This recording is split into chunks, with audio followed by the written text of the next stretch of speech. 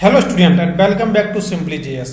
आज अपन शुरुआत करने वाले एक नए कोर्स की, रिएक्ट जेएस कोर्स की। रिएक्ट जेएस के सारे फंक्शनैलिटी, सारी प्रॉप्स, स्टेट, इवेंट, लिसनिंग या जितनी भी चीज़ें रिएक्ट के अंदर होती हैं उन सब के बारे में शुरुआत से अपन एक एक करके सभी वीडियोज के अंदर धीरे धीरे करके सबके बारे में पढ़ेंगे, जानेंगे, समझेंगे और किस तरीके से सारी चीज़ें रिएक्ट के अंदर परफॉर्म होती हैं। फिर चाहे वो एपीआई को फैच करना हो, किसी भी एपीआई के साथ टेस्टिंग करना हो, या बैकएंड की एपीआई को फैच करना हो, और फ्रंट एंड बैकएंड को किस तरीके से जोड़ा जाता है, इन सभी चीज़ों को अपन रिएक्ट जेएस के अंदर बिल्कुल शुरू से बेसिक से स्टार्ट करके बिल्कुल एंड तक अपन देखेंगे। तो चलिए इस कोर्स को अपन शुरू करते हैं। लेकिन उससे पहले, रिएक्ट जेएस को शुरू करने से पहले आपको बता दूं कि आपके लैपटॉप के अंदर नोड जेएस का होना बहुत ज़रूरी है। अब बताओ नोड जेएस क्या है? नोड जेएस एक रन टाइम एनवायरनमेंट है। तो आपको क्या करना है, डाउनलोड नोड जेएस गूगल पे लिखना है और उसके बाद एक वेबसाइट खुल के आ जाएगी जो नोड जेएस की ऑफिशियल वेबसाइट है। इस वेबसाइट पे अपन जाके विंडो का अगर आप चला रहे हैं तो विंडोज को आप डाउनलोड कर लीजिए, मैक का चला रहे हैं तो मैक का डाउनलोड कर लीजिए, और अगर आप किसी और का चला रहे हैं तो मतलब उबंटू का चला रहे हैं तो उसकी थोड़ी प्रोसेस अलग होती है। लेकिन अगर आप विंडो का चला रहे हैं तो यहाँ पे आप डायरेक्ट क्लिक करके इसको इंस्टॉल कर सकते हैं। और इंस्टॉल करने के बाद आपको क्या करना है, आपको सिस्टम एडवांस की प्रॉपर्टी में जाना है। सिस्टम एडवांस, अरे कहाँ गया एडवांस, एक second, advance system, view advance system setting, इसके अंदर जाना है। और यहाँ पे जो एनवायरनमेंट वेरिएबल का जो बटन है इसके ऊपर क्लिक करने के बाद अपन को यहाँ पे जिस पाथ में वो फाइल पड़ी हुई है, जैसे मेरे सी प्रोग्राम फाइल के अंदर नोड जेएस फाइल पड़ी हुई है तो मैंने वो वाला पाथ इसके अंदर इंक्लूड कर दिया है, इसीलिए मेरे सिस्टम के अंदर नोड जेएस ऑलरेडी इंस्टॉल है। ठीक है, तो इस तरीके से अपन नोड जेएस को अपने लैपटॉप के अंदर इंस्टॉल कर सकते हैं। और अगर चेक करना है कि अपने सिस्टम में नोड जेएस सही तरीके से इंस्टॉल हुआ है या नहीं हुआ है, तो वो चेक करने के लिए अपन कमांड प्रॉम्प्ट खोल लेंगे और उसके बाद नोड स्लैश जो माइनस का साइन होता है वी लिखते ही अपन को मालूम पड़ जाएगा किस वर्जन में अभी अपन काम कर रहे हैं। जैसे कि मैं नोड के 16.16.0 के वर्जन में काम कर रहा हूँ। इसके साथ साथ एक और इंस्टॉल होता है npm, और इस npm-v दबाने से अपन को मालूम पड़ता है कि अपन किस npm वर्जन के अंदर काम कर रहे हैं। तो ये तो हो गया बेसिक अपना किस तरीके से अपन को नोड जेएस को इंस्टॉल करना है। अब अपन देखते हैं कि रिएक्ट जेएस को अपन किस तरीके से इंस्टॉल करते हैं, सेटअप करते हैं, और जो सेटअप करने के बाद उसके अंदर कौन कौन सी फाइलें अपन को मिलती हैं। मैं यहाँ पे वाइट जेएस की मदद से रिएक्ट जेएस को सेटअप करने वाला हूँ। क्योंकि वाइट जेएस के अंदर ऐसी बहुत सारी ऐसी चीज़ें मिल जाती हैं जो रिएक्ट जेएस के अंदर नहीं होती। जैसे कि वाइट जेएस का जो रन टाइम एनवायरनमेंट है वो बहुत अच्छा है, क्योंकि वाइट जेएस फालतू की चीज़ों को डाउनलोड नहीं करता, केवल उन्हीं चीज़ों को डाउनलोड करता है जो आपको नेसेसरी हैं, जो आपको ज़रूरी है, केवल उन्हीं चीज़ों को वो डाउनलोड करके देता है। अपन शुरुआत के इसके अंदर अगर वाइट जेएस की बात करूँ तो वाइट जेएस अभी जो नया फ्रंट एंड टूल आ गया है और इसको बहुत ही ज़्यादा यूज किया जाने लगा है 2022 के लिए। तो बहुत ही अमेजिंग, मतलब 2022 से 2022 के बाद की अगर आप इसको कवर अप करना चाहते हैं रिएक्ट जेएस कोर्स को, तो ये आपके लिए वंडरफुल तरीका है कि आप वाइट जेएस के साथ करें, क्योंकि आपसे इससे आपकी स्पीड, काम करने की स्पीड बहुत ज़्यादा बढ़ जाती है। ठीक है, तो अपन क्या करेंगे, सबसे पहले अपन npm क्रिएट वाइट लेटेस्ट को कॉपी कर लेंगे, और कॉपी करने के बाद जिस फोल्डर के अंदर अपन काम करना चाहते हैं, जैसे कि मैं रिएक्ट फोल्डर मैंने बना रखा है, उसको VS कोड के साथ खोलूँगा, और VS कोड के साथ खोलने पर टर्मिनल, न्यू टर्मिनल, और इसके बाद इसको मैं पेस्ट कर दूंगा। पेस्ट करने से, इंटर दबाने से सबसे पहले अपने पूछेगा कि आप प्रोजेक्ट का नाम क्या रखना चाहते हैं। तो मैं जैसे अगर वाइट प्रोजेक्ट ही नाम रख देता हूँ। उसके बाद ये पूछेगा किस फ्रेमवर्क के साथ आप काम करना चाहते हैं, वैनिला के साथ, व्यू के साथ, रिएक्ट के साथ। अभी अपन रिएक्ट के साथ काम कर रहे हैं तो अपन रिएक्ट को चुनेंगे और रिएक्ट पे क्लिक करेंगे। फिर उसके बाद पूछेगा कौन सी लैंग्वेज, जावा स्क्रिप्ट या टाइप स्क्रिप्ट।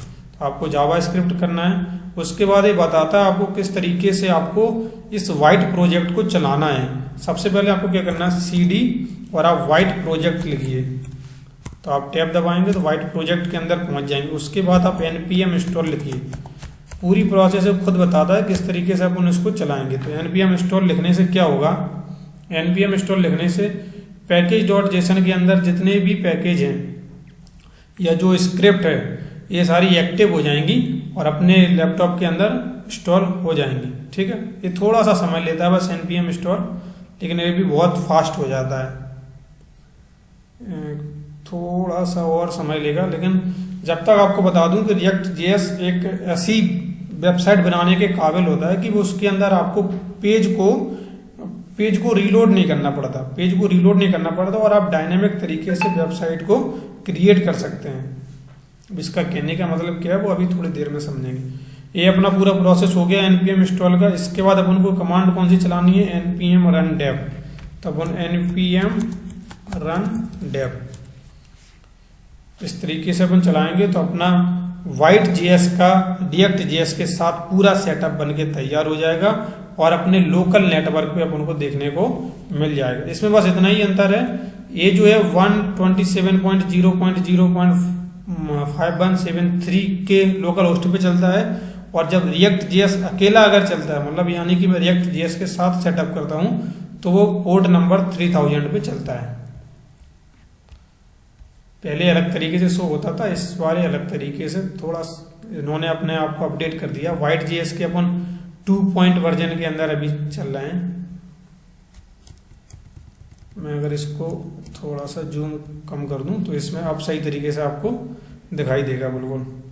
अब इसके अंदर अपन कहीं पर भी चेंज कर सकते। सबसे पहले आपको एक फाइलों से मिलाता हूँ कि फाइल कौन सी फाइल किस तरीके से काम कर रही है इसके अंदर। सबसे पहले अपन चलते हैं सभी फाइल के पास और उनसे पूछते हैं कि आपका इसमें क्या रूल है। सबसे पहले वाइट प्रोजेक्ट फोल्डर के अंदर जाना है। वाइट प्रोजेक्ट फोल्डर के अंदर सबसे पहले मिलेगा आपको नोड मॉड्यूल। नोड मॉड्यूल ऐसा फोल्डर है जिसके अंदर जितने भी आपके पैकेज हैं, जितने भी आपकी फंक्शनैलिटी हैं, जितने भी आपकी स्क्रिप्ट हैं, इन सबको एक्टिवेट करने की क्षमता होती है नोड मॉड्यूल के अंदर। जैसे कि कलर नेम, कौन कौन से कलर देने हैं, क्या करना है, इन सब के ब्लू, वायलेट, बर्ली और चॉकलेट, इन सब को अगर कहाँ से लगाना है तो ये नोड मॉड्यूल के अंदर सब कुछ इनबिल्ड रहता है। इसलिए नोड मॉड्यूल सबसे बड़ा फोल्डर रहता है। जब भी अपन अपने प्रोजेक्ट को गिटहब पे डालते हैं तो हमेशा रिकमेंड रहता है कि अपन नोड मॉड्यूल फोल्डर को हटा देते हैं। क्यों? क्योंकि अपन ऐसा चाहते हैं कि नोड मॉड्यूल फोल्डर ना जाए, क्योंकि ये बहुत बड़ा फोल्डर है। अपन सिर्फ कोड भेजना चाहते हैं, और कोड अपन किस फाइल के अंदर करते हैं? कोड अपन केवल करते हैं app.jsx के अंदर, index.css के अंदर भी कर सकते हैं, main.jsx, app.css, या फिर अपने खुद के कंपोनेंट बना के जो आप करना चाहते हैं वो आप कर सकते हैं। ठीक है, आप सभी फाइलों से आपको फेमिलियर कराते हैं। सबसे पहले index.html। index.html क्या है? index.html कुछ नहीं है, सिर्फ एक ऐसी फाइल है जो उसको बेसिकली रिप्रेजेंट कर रही है। जैसे कि यहाँ पे लिखा हुआ है वाइट प्लस रिएक्ट, ये टाइटल देने का काम कर रही है। तो आपको अगर दिखाया जाए तो वाइट प्लस रिएक्ट यहाँ पे लिखा आपको दिख गया होगा सामने। लेकिन अपने पास यहाँ पे app.jsx एक और फाइल है। ये अकेली ऐसी फाइल है जिसके अंदर पूरा ऑपरेशन परफॉर्म होता है, जिसके अंदर पूरा React.js का ऑपरेशन परफॉर्म होता है। ये बात मैं दोबारा बोल रहा हूँ कि पूरा ऑपरेशन जो भी अपन अभी पेज के ऊपर देख रहे हैं, जो भी देख रहे हैं, ये पूरा ये वाला वाइट प्लस रिएक्ट, ये वाली इमेज, और इसके बाद काउंट इज 0, एडेड सोर्स, जो भी आपको पेज पे दिखाई दे रहा है, ये सब app.jsx के अंदर लिखा रहता है। इसको मैं अगर और अच्छे तरीके से समझाऊं तो मैं इसको अगर पूरे को हटा दूं, इस तरीके से मैं पूरे डिव को हटा देता हूं और मैं यहाँ पे एक और नया डिव लगाता हूं। इसके अंदर लिखता हूं React.js कोर्स। अब आपको क्लियर समझ में आ जाएगा। अब यहाँ पे लिखा आप मिल गया अपन को React.js कोर्स। अब बातें आती है कि अपन ने तो केवल डिव के अंदर लिखा ना React.js कोर्स, ये मिड सेंटर में कैसे आ गया, पेज के सेंटर में किस तरीके से आ गया? तो ये किस तरीके से आ गया, इसके अंदर ऊपर जो लगा हुआ है ना कि import app.css, इसकी मदद से ये आ गया। अब अगर जैसे मैं app.css के अंदर जाता हूँ और इसको मैं हटा देता हूँ इस तरीके से, तो ये अपना जहाँ पे होना चाहिए था बिल्कुल उसी जगह पे है। लेकिन अब भी वो थोड़ा सा नीचे है, मतलब सही जगह पे नहीं है, क्योंकि अपन बाय डिफॉल्ट जब लिखते हैं तो वो लेफ्ट साइड में होता है। तो अपन क्या करेंगे, इन सबको अपन हटा देंगे ऊपर की। यही ऐसा पेज होता है जिसको अपन पूरा शुरू से उनको डिजाइन करते हैं और जब अपन शुरू से डिजाइन करते हैं तो अपने पास तरीके रहते हैं कि अपन किस तरीके से किस चीज को लगाना चाहते हैं, अपने तरीके से इसको परफॉर्म करते हैं। देखो अभी मैं चला के दिखाता हूँ। रिएक्ट जेएस कोर्स अपना सही जगह पे अपन को दिख रहा है। जैसे index.css भी मैं इसको हटा दूं तब जाके और अच्छा दिखाई देगा। जैसे अपन बिल्कुल HTML में शुरू करते हैं, बिल्कुल शुरू से शुरू करते हैं HTML में कि कहाँ से अपना, जैसे अपन कुछ लिखते हैं तो वो किस जगह पे अपन को प्रेजेंट होता है, तो इस जगह पे अपन को बेसिकली वो प्रेजेंट होता है। तो यही ऐसा ही अपन ने यहाँ पे बना लिया। तो इसके अंदर क्या था, इसके अंदर CSS फाइल थी जो इसको डिजाइन कर रही थी। index.css के अंदर भी CSS फाइल थी। इसके अंदर दो मेन फाइल हैं, एक main.jsx, एक app.jsx। main.jsx का क्या काम है? main.jsx एक ऐसी फाइल है जो पूरे ऐप को या जो आपका पूरा रिएक्ट ऐप है उसको रेंडर करती है। पूरा आपका जो रिएक्ट ऐप है उसको वो रेंडर करती है। केवल इतना ही नहीं, उस पूरे ऐप को आपको, पूरा जो आपका ऐप है उसको HTML डॉक्यूमेंट ऑब्जेक्ट मॉडल के अंदर कन्वर्ट करने के लिए, डॉक्यूमेंट ऑब्जेक्ट मॉडल को कन्वर्ट करने के लिए भी main.jsx ही जिम्मेदार है। वो कैसे?